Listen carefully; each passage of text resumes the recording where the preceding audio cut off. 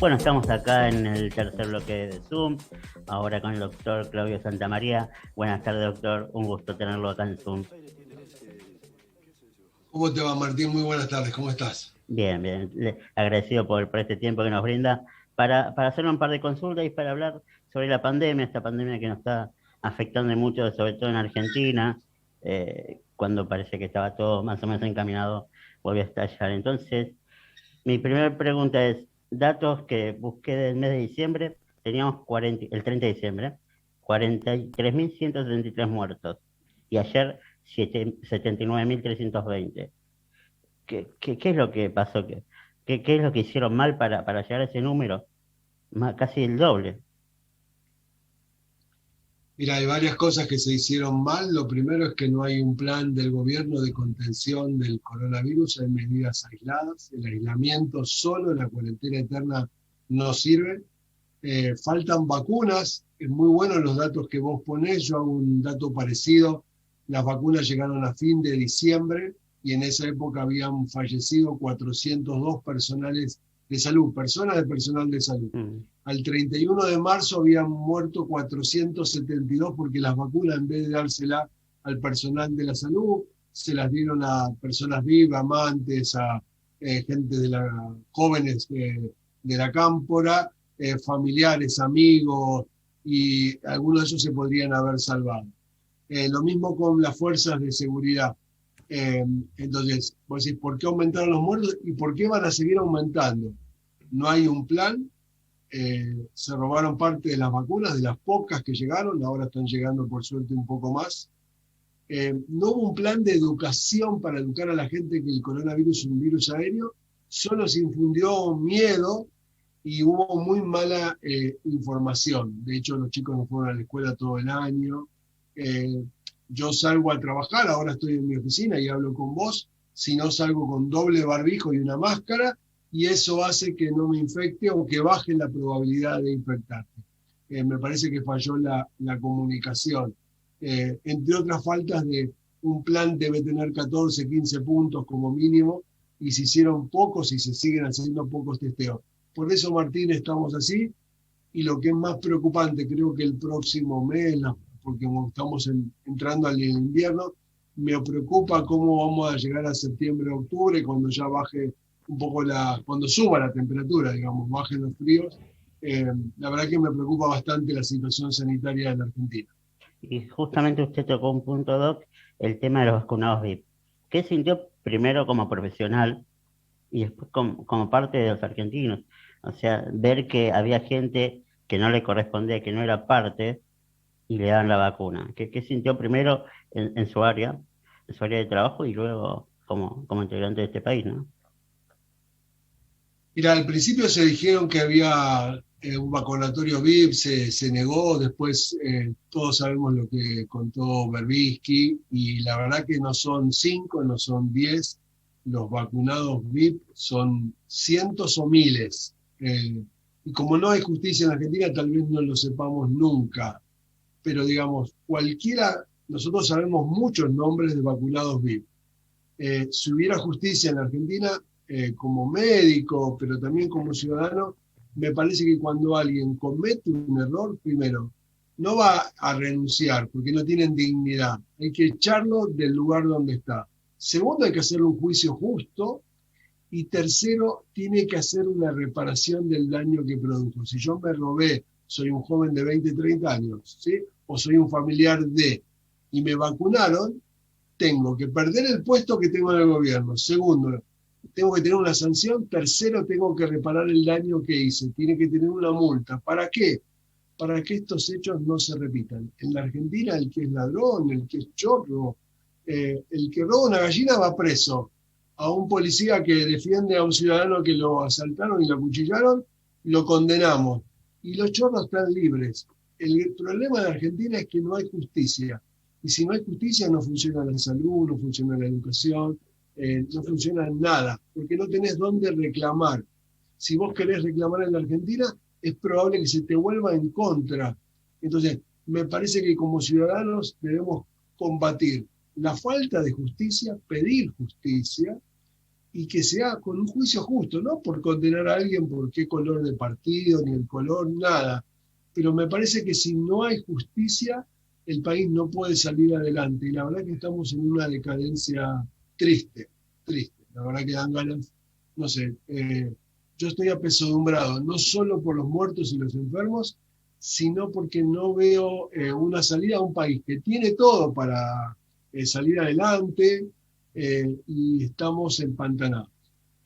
Y volviendo al tema de la vacunación, con la llegada de esta vacuna, ¿cuándo cree que puede bajar la cantidad, sobre todo de muertos, que es lo que uno mira? Porque los contagios ya sabemos, como usted muchas veces explicaba, que siempre hay que multiplicarlo por 10. O sea, mi visión es que ya más de medio país debe estar contagiado, o sea, si estamos multiplicando otro día por 10. Pero el tema de la preocupación de la gente que muere, ¿cuándo cree que ese número puede llegar a bajar?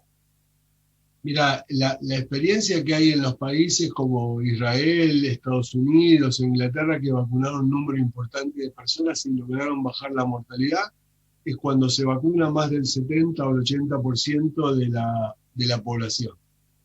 Argentina ha tenido mal manejo desde el principio con Ginés, que creyó que el virus no iba a llegar.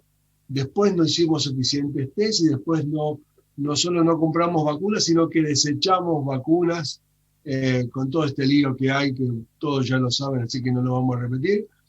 Pero digamos, baja la mortalidad cuando la cantidad de vacunados de un país supera el 70, el 80% o más, porque uno se sigue infectando y va a haber que seguir vacunándose. Sin duda la vacuna es, junto con los testeos y el aislamiento, con la educación y con las medidas de prevención, te diría los aspectos más importantes para la contención.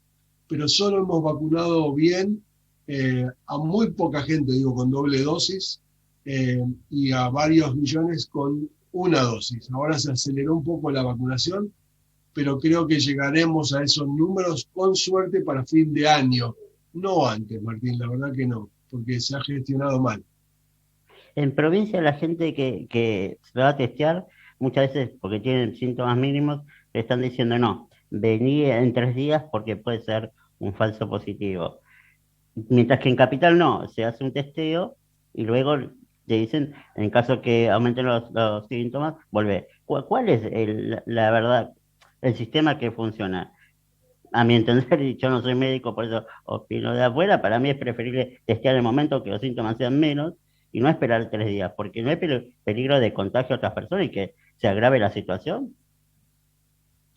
La verdad que cuando uno tiene síntomas, están los síntomas de lo que llamamos caso sospechoso, hay después testeos por caso confirmado y también por caso por contacto estrecho, y cada uno tiene medidas, eso está explicado muy bien en la página del Ministerio de Salud, pero como decís vos, hay una diferencia entre los que vivimos de la General Paz para adentro. Yo en realidad vivo en el conurbano, vivo en el Ezeiza, y de trabajo en Capital, pero vivo en el conurbano.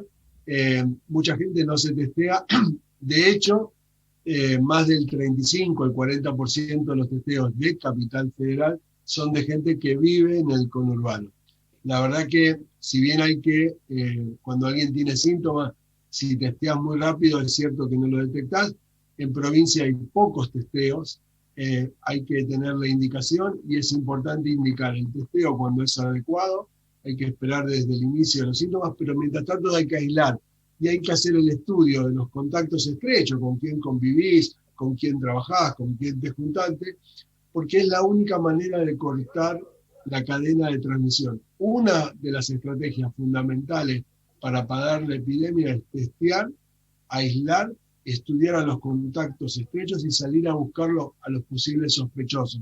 Como se hizo, ¿te acordás el año pasado cuando el contagio empezó muy fuerte en los barrios vulnerables Mm. y se salió a testear ahí y se logró parar los contagios y la mortalidad de esos sectores? Por eso es importante que testeemos mucho, y Argentina testea muy poco, entre 80.000 y 100.000, deberíamos tener entre 300.000 y 500.000 por día. De hecho, la positividad está arriba del 30% y eso nos complica en gran manera. Hablando de positividad, me sorprendí hace 2 semanas, no sé si usted pudo ver el dato, que fue un día sábado que se testearon 180.000 personas y la cantidad de contagios que marcaba eran de 32.000, y el día viernes marcaban 36.000 y habían hecho 80.000 testeos. Y entonces como que yo no entendí nada porque bajó la positividad en 24 horas. O sea, ahí tuve dos dudas.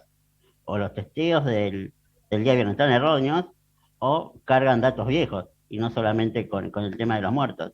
¿Puede ser que carguen datos viejos? No solo puede ser, sino que es, cargan datos y hay que recordar que Argentina el año pasado los organismos internacionales lo sacaron del registro porque los datos de Argentina son poco serios, vamos a decirlo así para ser elegante.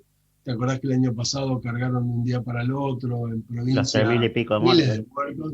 Claro, y la verdad que las cifras cambian según cuando tienen que tomar las medidas. Tenemos un subregistro de casos, como bien contabas vos, y muchos registros están dibujados. No hay seriedad en la información. Y como no hay buenos datos, como testeamos poco, porque se informan mal, las decisiones que se toman son malas. Por eso sirvió poco o nada las medidas que se tomaron estas 2 últimas semanas. Y como no hay datos confiables, sí, el único dato terrible para contar cierto es los muertos, aunque tenemos ciertas dudas si están ahí, pero hay un dato que sí es terrible, que es, en marzo había 3.000 personas en terapia intensiva, hoy superan los 7.500, ¿sí? Aumentaron más del 150%. Eso es un índice de gravedad muy serio de saturación del sistema, y cuando vos tenés muchos pacientes en terapia intensiva no los podés atender a todos, y conseguir una cama, un respirador se hace difícil, empeora la atención por falta de recursos humanos y tecnológica y aumenta la mortalidad. Por eso la cantidad de muertos subió de 200, 300, estamos en 600 muertos o más, y se viene una época más compleja. Por eso se debería educar a la población en medidas más importantes de prevención, el doble uso del barbijo, la máscara facial, no solo en el miedo, en el terror, sino en educación, para que cada uno sepa cómo cuidarse y cómo prevenir esta enfermedad, que nunca sabes cómo te va a tocar. Puedes tener un síntoma leve, puedes no saber que estás infectado, puedes tener una enfermedad moderada, puedes tener un caso grave, o puedes ir a terapia, y el 65-70% de los pacientes que ingresan a terapia en la Argentina hoy fallecen. Sí, y coincido con usted que la población está como roto el tema del cuidado propio, ¿no? Pero ¿no cree usted que esto es consecuencia también de los que nos manejan, nos administran, o sea, del Estado? Porque, por ejemplo, a nosotros nos piden quédense en casa, usen doble barbijo, cuídense y demás, y el presidente, para ser puntual, sale en selfies sin barbijo, reuniones, se hacen reuniones y por otro lado no permiten que la gente circule y trabaje. Entonces no es como que ya está roto el acompañamiento de la sociedad. La verdad que está roto porque lo que vos decís es muy importante, Martín. Hay un doble discurso, así como un papá no puede educar a sus hijos diciéndole una cosa y haciendo otra, porque uno aprende no lo que le dicen, sino lo que se hace, digamos. El presidente nos mandó a casa y lo vimos comer con Moyano, con Evo Morales, abrazarse, sacarse selfie, como vos contás. De hecho, fue tan mala sus hábitos y su prevención que aún estando vacunado, con 2 dosis de la vacuna Sputnik, que es una buena vacuna, que tiene alta efectividad, se contagió igual de coronavirus por no usar las medidas elementales de prevención, digamos. Y él y todos los funcionarios no dieron el ejemplo. Mucha gente, incluso ayer una docente salió a decir que no existía el coronavirus, hay gente que dice que las vacunas no funcionan, siempre es mejor estar vacunado, pero la gente está harta que digan una cosa y que hagan otra. Por eso yo te decía que para mí, si me decís, ¿cuál sería la primera medida de salud que pondría? Pondría justicia. Debemos poder reclamar en aquel que no cumple, que rinda cuentas y que repare el daño. Yo soy funcionario, hago algo mal, me premian con una embajada o me mandan a mi casa. No, viejo. Entonces el que viene, en Argentina no hay condena. Eh, Cada uno tiene que tener premio o castigo según la acción. Por eso la gente está harta, podrida, y no le cree a los que hacen falsos discursos. Claro, y aparte de lo que usted decía justo sobre la maestra fue corrida del cargo. O sea, a ella sí hubo una sanción, pero a otros que son cargos más clásicos como el Estado en sí, no sucede nada. Lo llevo a otras enfermedades, Doc.